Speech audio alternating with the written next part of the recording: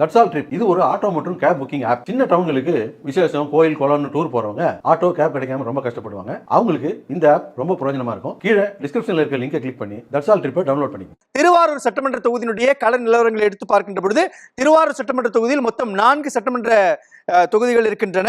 இங்கு மன்னார்குடி, திருத்துறைப்பூண்டி, திருவாரூர், நன்னிலம் என்கிற 4 சட்டமன்ற தொகுதியில் இருக்கிறது.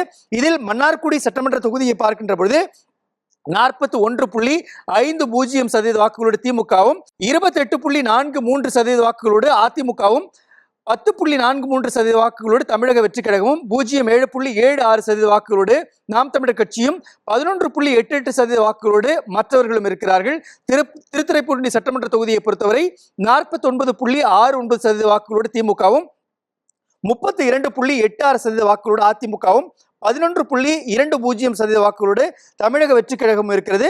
0.5.98% வாக்குகளோடு நாம் தமிழர் கட்சியும், 0.27% வாக்குகளோடு மற்றவர்களும் இருக்கிறார்கள். திருவாரூர் சட்டமன்ற தொகுதியை பொறுத்தவரை 42.16% வாக்குகளோடு திமுக முதலிடத்தில் இருக்கிறது. இரண்டாவது இடத்தில் 29.18% வாக்குகளோடு அதிமுக இருக்கிறது. மூன்றாவது இடத்தில் 11.23% வாக்குகளோடு தமிழக வெற்றி கழகமும், 11.17% வாக்குகளோடு நாம் தமிழர் கட்சியும் இருக்கிறது. இங்கு சுயேட்சைகள் அல்லது பிற கட்சிகளுக்கு 0.6.25% வாக்குகள் இருக்கின்றன. திருவாரூர் சட்டமன்ற தொகுதியை பொறுத்தவரை மிக முக்கியமான ஒரு தொகுதியாக நன்னிலம் இருக்கிறது. இங்கு அதிமுகவுடைய முன்னாள் அமைச்சர் காமராஜ் போட்டியிட்டார்.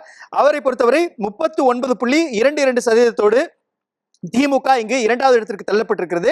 40.45% வாக்குகளோடு அதிமுகவும், 11.29% வாக்குகளோடு தமிழக வெற்றி கழகமும், 0.3.47% வாக்குகளோடு நாம் தமிழர் கட்சியும், 0.5.57% வாக்குகள் சுயேட்சைகளுக்கும் பிற கட்சிகளுக்கும் கிடைத்திருக்கின்றன.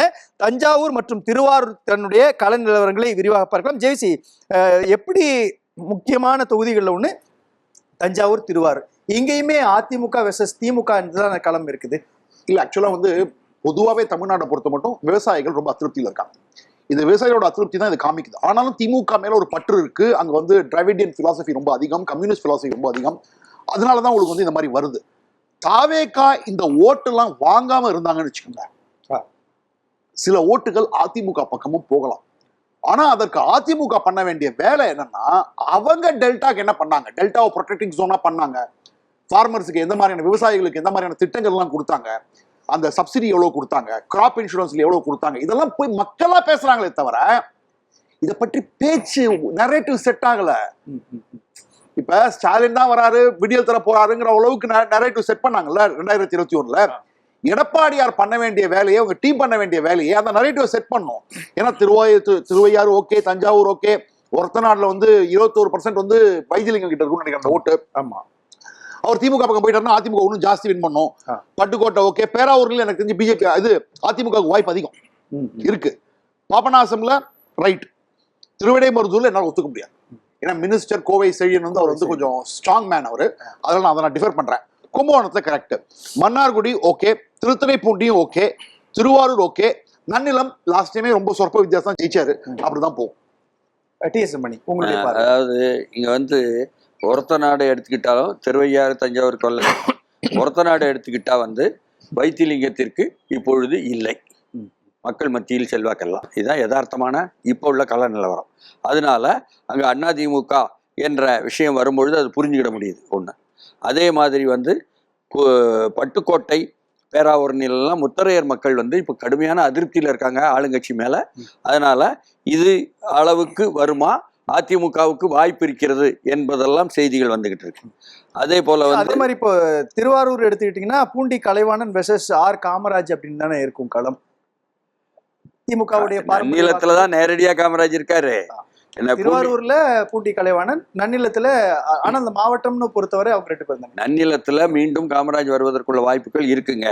ஆனா திருவாரூரை பொறுத்தவரையோ, திருத்துறைப்பூண்டியை பொறுத்தவரையோ, என்ன மன்னார்குடியை பொறுத்தவரையோ என்ன பழைய சூழல் இல்லை. ஏன்னா திமுக எதிர்ப்பு என்பது கடுமையாக இருக்கிறது. அது வந்து காலப்போக்கில் கொஞ்சம் கொஞ்சமாக தெரிய போகுது 2-3 வாரத்தில். ஏன்னா அது மட்டும் இல்லாமல் வந்து தாவேகா வந்தவுடன் எந்த அளவுக்கு திருவாரூர்ல எல்லாம் முழுமையாக வெளியே போனாங்க என்பதை அழகா அங்கே செழியனும் அங்குள்ள திராவிட முன்னேற்ற கழக ஆதி திராவிடர் என்ன அணி என்பதும் உட்கார்ந்து பேசியே கொரடாச்சேரியில் சொல்லிட்டாங்க. அப்படியே போகிறாங்கன்ட்டு தாவேக்காக்கு. அந்த அளவுக்கும் திருவாரூர்ல பெரிய கூட்டத்தையும் விஜய் காமிச்சார் என்பதையும் பார்க்கணும். இன்னும் சொல்ல போனா கும்பகோணத்தை பொறுத்தவரை என்ன, இதுல வந்து திமுக முன்ன போட்டா இருந்தாலும் அது வந்து வன்னியர் பகுதியும் இப்பொழுது பாமக சேர்வதனால அங்க வந்து அதிமுக மேலும் முன்ன போவதற்குள்ள வாய்ப்புகள் இருக்குது. அதனால இதுல டெல்டா பகுதியில் இப்பொழுது உள்ள சூழல் அப்படியே மாறி அதிமுக போவதற்குள்ள வாய்ப்புகள் அதிகம் இருப்பதையும் இந்த பல்வேறு விஷயங்கள் சுட்டி காட்டுது, மன்னார்குடி உட்பட. அதனால நாம ஏற்கனவே உள்ள மாதிரி திருத்துறைப்பூண்டியும் கூட என்ன பிரச்சனைன்னு சொன்னா, சிபிஐ சிபிஎம் இன்னைக்கு முழுக்க திமுகவை சார்ந்துதான் வாக்குல இருக்காங்க. அந்த காலத்தில் வேறு, இந்த காலம் வேறு என்பதாக நிலைமை மாறி இருக்கு. அதனாலதான் இவங்க வந்து இதுல கூட அடுத்து நாகப்பட்டினத்துக்கு வரும்பொழுது வரும்னு வைங்களேன், எப்படியோ அங்க வந்து அதிமுக போய் செய்ய வேண்டாம், தானாகவே எடப்பாடி பழனிசாமி விவசாயின்னு சொல்லி போட்டு விவசாய பிரச்சனையை பேசுறாரு, கான்கிரீட்டா பேசுறாரு.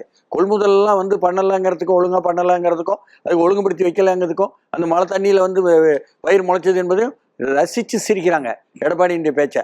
அங்க கட்சி சார்பற்ற விவசாய சங்கங்கள் இருக்குல்ல, அவங்க செய்யக்கூடிய வேலையே தானே திமுகக்கு எதிராக கொண்டு போய் அதிமுக கொண்டு வந்து நிறுத்துங்கிற சூழல் ஒன்று இருக்கு.